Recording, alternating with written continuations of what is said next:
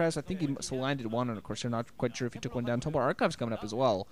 And adding in gateways. So, JangBi confusing me again. I think he might be actually thinking of a tech switching because he knows that Zero spotted this. He's like, I don't have the element of surprise. And might be a good thing because often enough StarCraft players, they're like, well, you know, he knows what's coming at him, but I'm going to do it anyway. I mean, what else am I going to do, you know? And tech switching can be risky. But still, it could be very effective. Weapons 1, of course, they're going to go out and try to kill as many overlords as they can. One single Hydra to defend at that base. Another overlord is going to go down. 2 overlords dead. Right to those Corsairs. All the Corsairs still alive. Are they going to be able to... Okay, deciding not to have more Curse, Scourge, and Hydras in large amount and speed on those overlords as well. So the Corsairs are going to fly back and run and gun for their lives. Initial shuttle finally now out. And only one Reaver. I'm assuming he's waiting for the second one. He's going to have that Reaver at the Natural Expo, so the Hydra's not going to be able to do much damage. And here where the good position comes in, because he's set up this position at his natural, it would have been much more harder to defend now from those Hydras. But now, as he picks up his third, if he had picked up his third here, but now he can safely pick up his third at the lower left hand, 7 o'clock. So fairly easy. One Dark Templar moving around. I'm going to see he's actually going to go base hunting. Run towards the lower right hand and the 6, trying to spot whether there's anything there interesting for them to kill and take care of. There are some overlords in positions though. Finally now Corsairs going to move out with a shuttle. I assume it might have 2 Reavers, might have a Reaver and a couple of Zealots instead. We're going to see what happens. Okay, DTs, drop someone. DTs have the main. No Overlord there, so some drones are going to lose. Finally, Overlord comes in. So, oof, DT gonna perhaps lose life. Not quite. A couple of Zealots going to be dropped. Oh, still shuttle kept alive. Corsairs going to stay in there though. They're not doing much to kind of just possibly just taking some fire for the Zealots. Some Scourge come in there, pick off one of those Corsairs. I think the shuttle's still alive. Hope the shuttle's still alive. I'm actually not sure if he dropped a Reaver there or not. Didn't see any Reaver drop.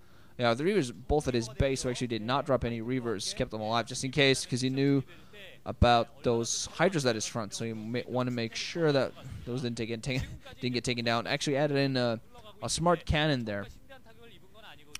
Smart cannon placed him here. Added in a little bit northwest to the very close to the middle lines, just to attack those, to have something for the Corsair. Pardon me.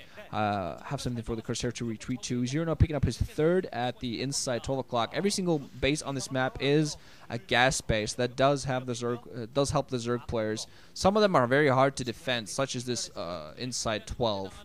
Those inside bases that are basically very open to the middle can be extremely hard to defend. They're way in the open. They can, when you have a base, they can get basically surrounded and attacked from different sides. That's tough. So Zero actually moving out with Hydras and picking out some eggs. I'm not quite sure whether, I think that was at the upper right hand. So he's thinking about that 2 o'clock position, take that for himself. Of course, if you pick apart, if you have your natural expansion, you can pick apart some of the eggs and get access to one of those closed-in bases, but it's still going to be closed in on another side. So overall, it's going to be a fairly easily to defend base, going to be a fairly easy base to reinforce. So Zero starts off by taking off a risky base and a hard base to hold at the inside 12, but after I'm going to follow that up by picking up a somewhat easier base. Also has a lot of overlords with drop ready, so you might be thinking of a drop. There are some Corsairs out there, so they're ready at this lower left hand. They're going to move back a little bit. Yes, they're going to spot the overlords. They're going to spot the overlords. Still running around. Are they going to spot? Oh no, JangBi going to move them back and then turn them around. Oh, he is going to get those overlords. Going to pick at least some of them off. Yeah, Zero's going to be forced to cancel his drop. Not losing any single one of his overlords because he dropped those Hydras, was forced to cancel that, and JangBi was forced to cancel his attack on the overlords, but never really stopped that drop from coming on. The drop would have been very damaging. Meanwhile, a couple of shuttles with no Corsair support to speak of. Gonna go for that 12. No! One shuttle dies instantly, and a few Zealots may drop alongside a Dark Templar, but they're not really gonna manage too much. Gonna be able to run around a little bit, but not manage overall too much. DT might get a couple of drones. No, he doesn't even get a single drone before he dies. God, I hope for his sake there were no Reavers in that. I hope he kept his Reavers at his front. I think he is, just to feel safe there. Nope, no Reavers. Oh God. If he had Reavers in those shuttles, it's a very bad position for JangBi to be in. But I'm not sure. I'm overall not sure whatsoever. Hey, the Arbiter also. Hey, I finished off the eggs. Actually, no, what am I talking about? The eggs are right there. Arbiter goes down, and there you go. A bunch of worker eggs for you to have fun with. So Zero meanwhile has opened up a base at that 2 o'clock position. Is going to take that out. 2 o'clock, 2:30 or so. JangBi going to pick up the inside 9 o'clock. So he's going to take one of the risky bases. Second illusion chamber up for 0. He's going to, meanwhile, go for an attack. The Reavers are still alive. The Reavers are going to save. He even has Templar out there. The Reavers are going to push those Hydras back instantly. Just Zero going to say, nope. He has a couple of Reavers and a bunch of Dragoons to support. I think not. And he also has some Hydras stuck at that 6 o'clock due to eggs. They're not even attacking the eggs. A lot of workers going to come in, though, for 0. 0's still very good economically. JangBi also actually keeping up. It's smart that he's picking up a 4th base at this point because he has quite a different type of tech units out there. Has only weapons 1 so far. Soon weapons 2 should be up fairly soon. A lot of Hydras going to stream down here. Going to see whether JangBi's going to be able to hold this off. Corsair's running around still hunting overlords. So JangBi doing a decent job, but at very least keeping the side count low as he possibly can.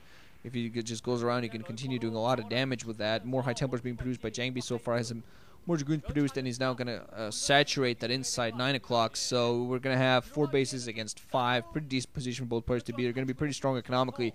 So this might more come down to who manages to run around and pick off a base or who's going to win the major engagements. So it's just going to be able to see who manages to do the economic damage or the engagements. That's usually what it comes down to.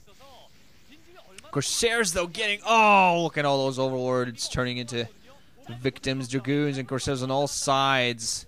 This is going to side block 0 significantly. It's going to force him to waste minerals and time on getting overlords. So he's going to most likely want to forego... I'm using that word a lot these days. He's going to most likely going to want to wait on the engagements. There's a lot of workers out there for defensive purposes in case drops comes in. Going in for Hive now, and I'm wondering whether he's going to try to go for Defilers or try to go straight to Ultras. He can't afford the Ultras. He definitely can't afford the Ultras. But I feel his Defiler play is extremely strong, and the last time he played an important match and went for Ultras and skipping Defilers, it didn't end up very well for him. So we're going to see JangBi going to move in for an engagement, get a Storm.